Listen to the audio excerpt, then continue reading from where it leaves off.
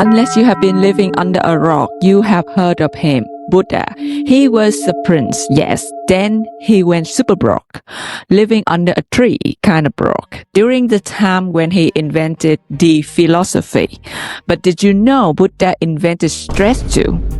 And provide a way to reduce stress. He's like my ex who introduced me to the word anxiety, then showed me Jordan Peterson material.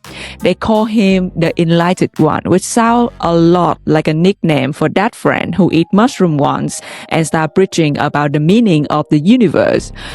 Buddha trip didn't turn out to be all colorful and fun. No, he got it wrong, not only once but twice, and he didn't even get the answer that he was set out to find. He did leave mankind with a guide to live life. Happily, not so much, but less stressful, yes, for sure. The original self-help book written on the stone. And today we analyze Buddha's life and most popular journey, a path to Nirvana. To write a biology, you start with when the person is born. But let's go even further. Let's go beyond reality and zoom in at the time when Buddha was still inside his mom's womb. Already starting his magic, his mom, Queen Maya, has this wild dream, a white elephant. I kid you not, a white elephant slide into her side. So she went to tell her husband, King Guacamole. That's a fake name. I am tired of reading out Indian long name. And so she told her husband that she saw a big white elephant slide into her side. This is what's written in the book. In her dream, giving the study of what hormone would make women feel during these months of pregnancy, I would guess that Maya's subconscious is trying to tell the king something. The king turned to his wife, looked her straight in the eyes, and instead of taking the hints from Maya's subconscious and he went and do other things. He immediately invited 64 fortune teller into the palace. Circling Maya's pregnant belly are not 64 handsome elephant men, but instead 64 elderly men pretending that they can hear spirit. Under the pressure of outperforming the other 63 of fortune tellers, Sudan, the younger messengers of God, conformed with his prediction. The child, my king, the child will be a prince, and he will become the greatest king. That is the rightful heir of your kingdom. Or he will become the greatest teacher of all. Now, let's dissect this prediction. First, he guessed on that a 50-50% chance that is a boy. And then he guessed again on a 50-50 chance whether the child will inherit the father's kingdom later or become a teacher. You really only need to get the first guess right to become the head of the fortune-telling department in this kingdom. If you give this kind of prediction to any normal dad out there, they will just shake it away and even laugh. But we are talking about a seem-to-be an overreacting king, telling him that there's a 50% chance that his son may turn out to become a teacher. That's like pouring fire over an anxious gas tank. Teacher is a good, well-paying job that receives a lot of respect from everyone. Why doesn't the king want his son to become a teacher? Are you kidding me? He wanted an heir. If this kid is a boy, he will carry the kingdom legacy. Yes, teacher get respect, but you know what king get? Power. And power is stronger than respect. I don't know. I guess that's his logic, because he's soon going into a full-blown preventing mode, trying to prevent his son from becoming a teacher. How do you make sure that your son will want to be king? Exactly. You show him what life would be like if he is a king. Now, before we continue, I must declare a few things. I believe that Buddha is one of the greatest minds ever exist on earth. I have zero intention to disrespect him or make his follower angry with me. I have zero intention to gain millions of haters overnight. The information in this podcast comes directly from my own personal humble opinion. They are not facts. I read many books about Buddha and many books claim to be the closest to Buddha teaching word. And this opinion is my way to make sense of all the story that I have read. What I'm trying to do here is putting a logical lens over Buddha's life so that you can understand how great this man was and is. What could possibly be the kind of thought running in the background that lead to one of the most treasurable teaching of mankind relevant until today? My hope is that with a slightly different angle, you will pick up at least one of his teachings and have a happy, healthy life. The word and phrase I use can sound a little bit disrespectful because I'm trying to look at a saint through a logical lens, which means I have to degrade him from saint level to normal human being. If you feel like that is too much for your religious belief, feel free to skip this episode. For the spirit of Buddha himself, he is enlightened. He won't be mad at me. As usual, I have to mention that English is not my first language, so thank you for your patience and literally understanding me. As long as we're all here, I want also to take a moment and thanks on the like and share and support. And to that one person who disliked my video, what have I done to upset you? Do you know that my video only get 10 people watch, 3 people like, and your one dislike is like 30% of the stat. If you know how much your vote count in my channel, you would vote them more carefully. Please hold it high but hit it softly. And with all that declaration and begging, let's get into the story. Life in the palace. So you know that Buddha father King Guacamole is a controlling beef. He planned his son's career before birth and traumatized the kid in a way that only king can do. As Prince Siddhartha Gautama, aka Buddha, was birthed, the father king built 3 palaces. This guy is insane. One for the summer, one for the winter, and one for the spring. Everything is polished, marble, lotus pond glowing in the moonlight, music playing soft lute in the evening. Everywhere the boy look, it's silk, perfume, jewelry. Mind you that this is 600 BC. This is 600 years before Jesus was born. Most people don't have a hut to live on, okay? In India, things haven't changed much since then. But you got what I mean. Little Buddha will show the life that's supposed to be when you are a king. You don't have to leave the house. You switch between houses in different seasons. Eat the best food, hear beautiful music, meet only beautiful people, and Prince Buddha grow up soaked in luxury, as much luxury you can have as a wealthy king. 600 BC, India. At least Buddha get all the girls that he wanted. Fast forward, Buddha is now a teenager. He got married to a princess named Yasodhara, well, let's call her Yogurt. Beautiful and kind. Their life together is polite, peaceful, almost too peaceful. The king noticed the boy relentless. So he doubled down, more teacher, more entertainment, anything to keep him from asking what's beyond the palace wall. But Buddha's curiosity keep on growing. Eventually, the old king agreed for the prince to get out and see the world a little bit. I mean, if the king know how much is one single trip would ruin his entire career plan for his child, this entire almost 30 years of effort. So with Father King allowance, Buddha now is a grown-up, late 20 years old man going into town for an outing. If you are a fan of Rick and Morty, you remember the scene when Morty lied to his son about getting out of the house. Morty told Morty Jr. that the air outside is toxic for him, that Morty Jr. would die instantly from allergic reaction to the air outside the house. Here, King Guacamole, aka Buddha father, done the opposite. What are the similarity in the two fathers? They both do not want their kids to go outside. One because Morty Jr. may destroy the world. One because Buddha may end up becoming a teacher. But instead of telling Buddha that the air outside is poison, King Guacamole told Buddha that this world is perfect as long as you are who you are, which is a king. You only see beautiful things, only eat delicious things, and people meet you are all kind and clean and sweet. And that you do not have to experience anything bad as long as you are a king. With that in mind, King Guacamole, paranoid as ever, ordered the streets scrubbed clean, garlands of flowers everywhere, musicians at the corner, a royal parade masking the real life. But fate played its hand.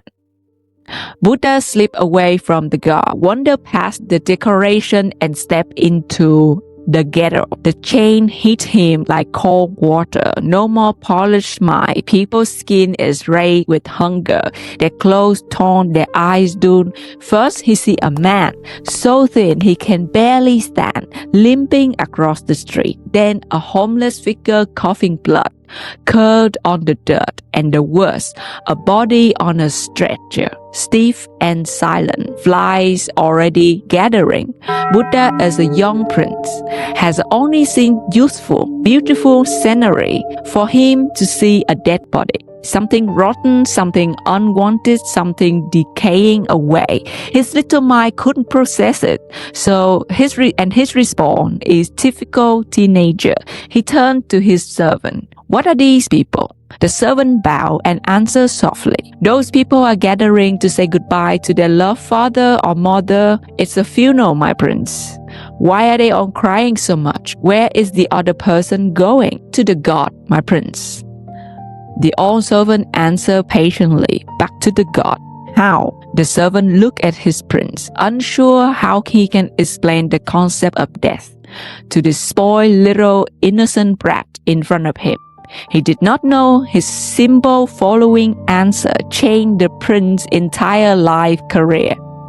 It is the circle of life, my prince. We human, we born, we grow up, we get old, we get sick, and then we die. We no longer feel or see or hear or touch anything.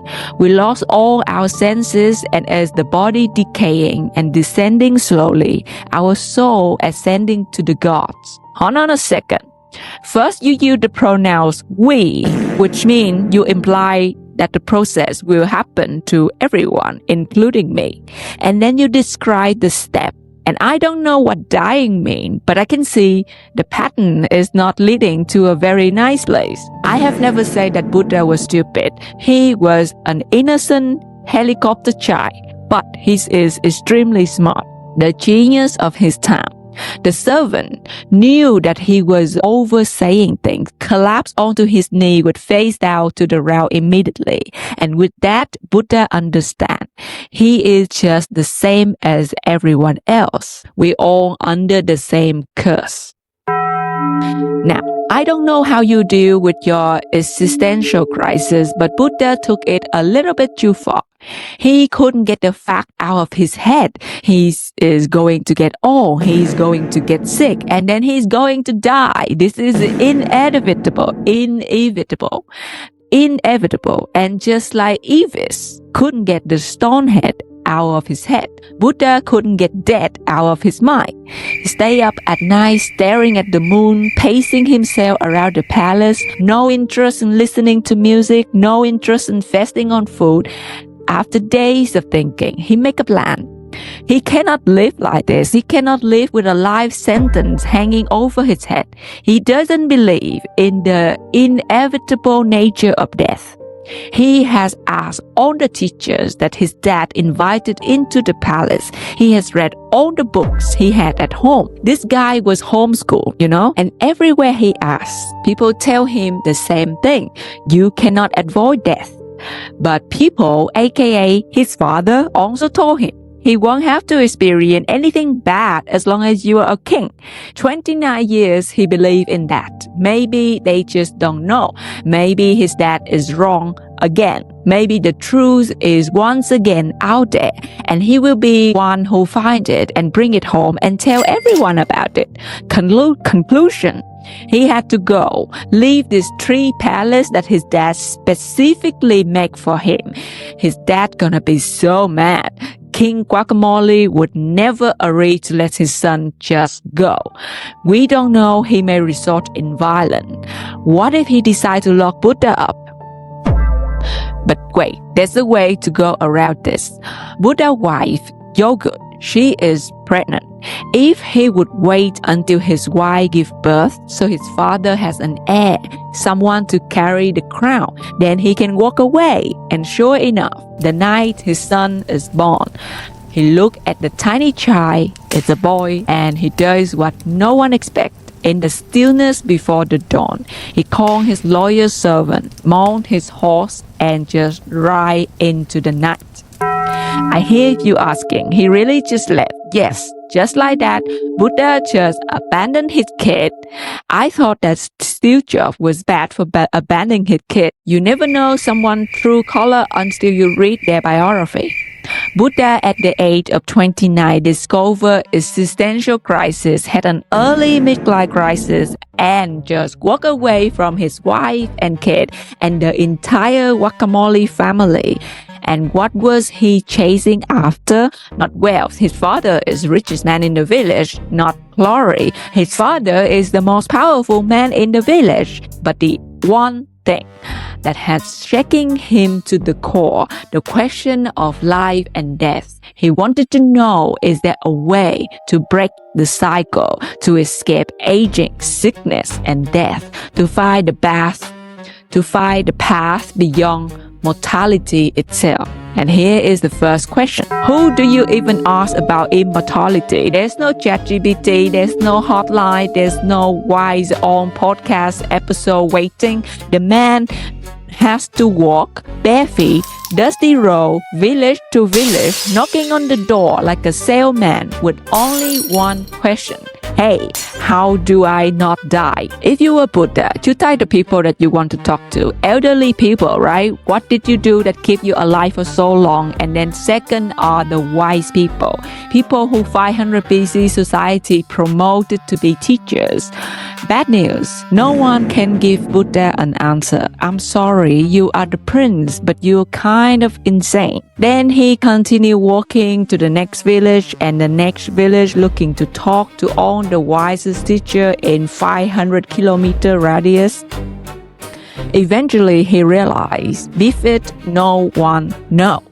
Eventually, Buddha ran out of wise people to talk to, and no one can give him a step-by-step how to not age playbook. The elderly people, those who seem to outlive others, they also don't know how they did it. Eventually, Buddha sat down and had a talk with himself.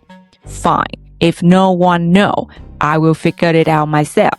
This is the reason I think Buddha is the genius of his time. He has a cause that he wants to fight for, not to fight the way to send humans to Mars. No, Buddha was more low-key. He wanted to find the way to prevent aging. He went and gathered all the knowledge. Once no one knows the answer, he come up with his own hypothesis and conduct experiment on himself. And what does he first try? The most hardcore method imaginable. He stopped eating. Not just skipping dinner, not just intermittent fasting. We're talking about bones sticking out, skin wrapped over skeleton, eye sunken so deep, you think he already joined the death. You heard story about Buddha, you know that he was into fasting. You don't know why he did it. You may think this dude just randomly doing experiment on himself. No, there's a clear scientific thinking going into the formation of his hypothesis and experience that he himself carried out on himself. First he thought, people eat and grow and then die. If I don't eat, Will my body stop growing old? That's the hypothesis. The experiment, simple. Just stop eating and see what happens. I don't think I need to tell you the result of the fasting experiment that Buddha had conducted on himself. I think you already knew the result. After the first few days, his body started getting used to turning to burn out the fat he stored in his belly over 29 years as being a serve to the teeth prince. As we now know that people can live without food for years if you have enough fat. In addition, he didn't move around like an athlete, but moved very slowly, sitting under a tree, which costs much less energy. This legend about Buddha can scientifically be true. Another thing we now debate in scientific community, whether fasting stretch your lifespan. A lot of science say yes, when you stop eating, your cells go into clean-up mode, recycling the old junk, repairing itself like a factory shutting down for maintenance. 1 score for Buddha, 0 for death. And this was 500 BC. No textbook. No David Sinclair postcard telling him about mTOR pathway, just raw trial and error, and that's what he found out. You didn't think of Buddha as the first biohacker, but he was. And if you look at Buddha's scientific career, you see a man spending years sticking to the method, which lead to the total dead end. The result and discussion probably read like this. Subject lost weight, lots of weight. The belly vanished first, then fascia fat, then muscle breaking down, but the body still growing old. He can see that in the reflection that when he looked older compared to last year, wrinkle deepening, cheek shrinking. He even looked and feel older now compared to before he started. Eventually, Buddha called it a day and started accepting food again, sweet warm milk at first, and gradually back to normal except for meat. The only thing he beat coming out of this fasting experience is hunger, and those are saints among humans. If you can beat hunger, you are the saint, you are the hero. But we're not here to earn the saint title. We are here for answer. And Buddha wouldn't sleep without answer. After the first failure with fasting experiment, Buddha bounced back quickly. Right away, he started with the second experience. As human, what are we famous for? If you zoom out a little bit, as animal, what do we all have in common besides dying at old age and that we have to eat and drink? We all move about. But trees, look at this willow tree. It's so large, it looks so useful, and the only difference between animal and tree is that tree don't move. If you ignore all of the anatomical reason, and then yes, the main difference between animal and trees is movement. And that's exactly what his second experiment is about. Buddha thought to himself, what if I don't move for 6 years? Will I stop growing old? So Buddha sat under the biggest tree in the village that he can find, and then he just kept sitting. Days turned to months, months stretched into years, 6 of them. No wandering, no chasing, just stillness. Like he trying to become the bark and the root of the sea. At first it feels really powerful. His breath slowed down, his heart become quiet. He become the still point in the world that never stopped moving. But then one day, he noticed that his own hand, the veins are rising, the skin thinner, the nail brackle, and it's hit him. He's still getting older. The tree meditating experiment did not work. Even tree age, the trunk crack, the branches fall. The leaf die every winter. So sitting like a tree doesn't buy you longevity either. Although this second experiment turned out to also be a failure, Buddha accidentally invented a philosophy branch, the most famous pieces of his teaching coming out as a side dish, the byproduct of this experiment. Think of it as that you're aiming for immortality and accidentally discover the cure of cancer. And instead of being to be remembered as the guy that was obsessed with living forever, you are now the guy that gave birth to the entire Eastern culture and tradition. Network MRI is a neuropsychological method where the patient is asked to sit inside an MRI machine and do nothing. The scientists discover that if you sit still, your brain are not going to resting mode. In fact, it spikes up even more intensively. Why? Very simple. Less energy required to move the muscle, more energy supplied to the brain, and fire random thought.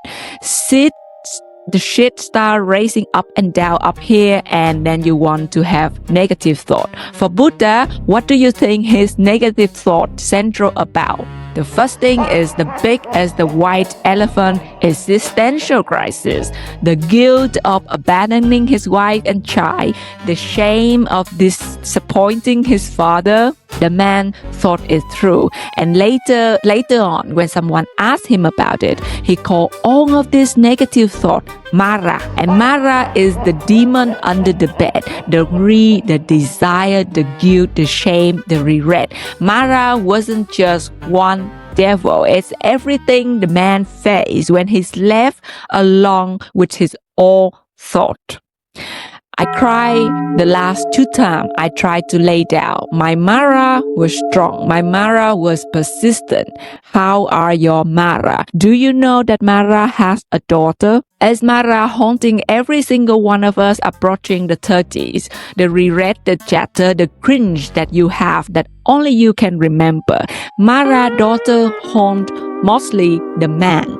Buddha also coined the term Mara daughter. During his sitting and doing nothing experiment, Buddha discovered something when a 30-year-old man sit around alone under a tree with nothing to do, trying to focus on the movement of the air around the entrance of his nostrils. He got horny. He called his horniness Mara daughter.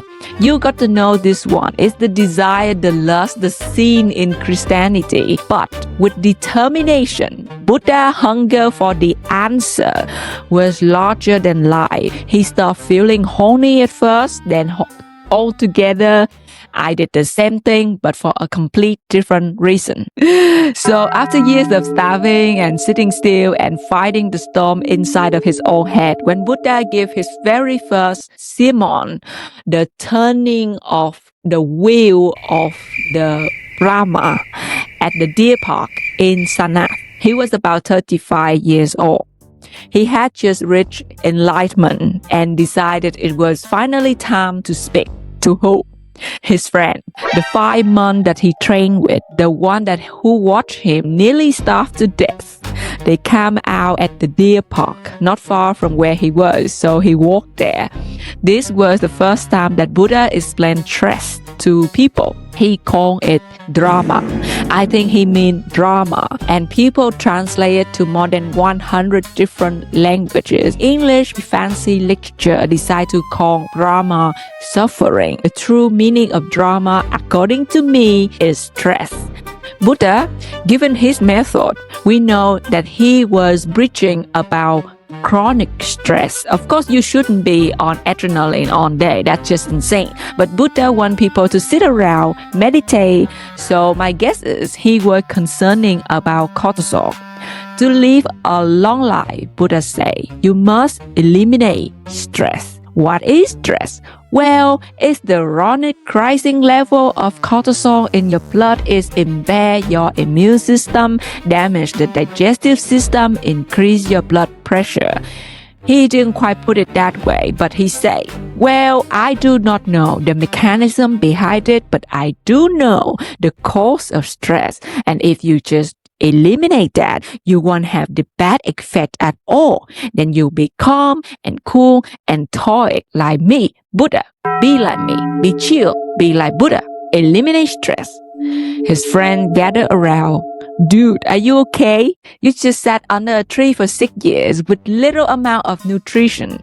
We know it's hard out here and you don't want to run back to your dad. But seriously, dude, what are you even talking about? Stress! I'm talking about stress, Buddha said, trying to keep calm. What is stress? It's the term, I just explained it to you. Alright, so let's say that we agree with you that stress is bad, whatever it is. How do we get rid of stress, you may ask? You get rid of stress? You get rid of stress by get rid of all desire. All desire? Yeah, desire lead directly to stress. No desire equal no stress. Simple logic, my friend. 6 years of psychological battle, and if one thing I have learned from this whole experience is that you gotta empty your mind. Try it. It's so relaxing for the body, and I'm sure that if you continuously being in a relaxed state, both body and mind, you're gonna live a long life. Trust me. And he was right. Once again, this man living 500 years BC, we're talking about before the Great Wall of China was built, and he was scientifically right about fasting and stress, and also a lesser advocate for vegetarian lifestyle. People was all over his idea. After that first sermon under the different tree, it was not the tree that Buddha usually sit in. He went to another tree. He told his 5 friends about stress. Since then, things just snowballing. People start trying out his sitting, doing nothing method. And I'm telling you, the review was amazing.